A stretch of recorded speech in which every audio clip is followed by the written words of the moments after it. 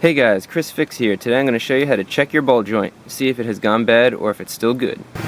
So here's what a bad ball joint sounds like when you turn the steering wheel or your suspension moves.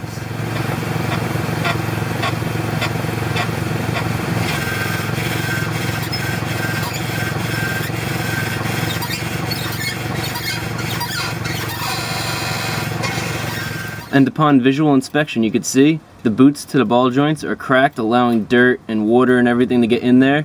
And these are non-greasable, so these need to be serviced. This is the lower ball joint that we're looking at. Here's the upper ball joint, and you can see it's the same story. The upper ball joint can't be replaced. The whole control arm has to be replaced.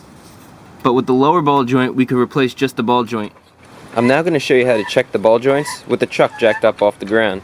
So with both tires securely off the ground, you want to grab the 12 and 6 o'clock positions on the tire, wiggle it back and forth, pushing in and out, feeling for any play. When I say play, you're going to feel some type of movement. Your tire should be solid, and if it moves, if there's a clicking feeling or like a clunk feeling, then you could potentially have a worn out ball joint.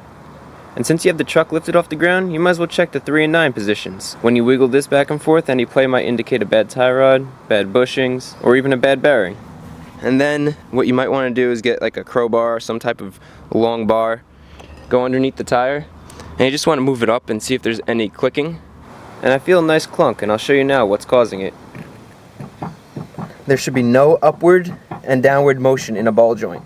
So when you're doing your test with the tire on, you'll feel this clunking. Also when you're driving, you might even feel or hear this clunking from this moving up and down. So I showed you how to do the wiggle test with the wheel and how to visually inspect them, but here's how to check them when you have the ball joint off the knuckle. So you can see this ball joint is very loose. Not only is it loose, it's clunky, so when you try to move it back and forth, it's not smooth like it should be. A good ball joint will feel tight and it'll be smooth. And as you've already seen, there's upward and downward motion, so this ball joint is shot. The upper ball joint is even worse. It has way too much play in it, could be moved way too easily, and it's barely being held into place. I'm glad I'm replacing these ball joints. Now let's compare the new ball joint to the old ball joint. The new one is tight with no play, and it's difficult to move by hand. When you move it, it's smooth and it feels solid.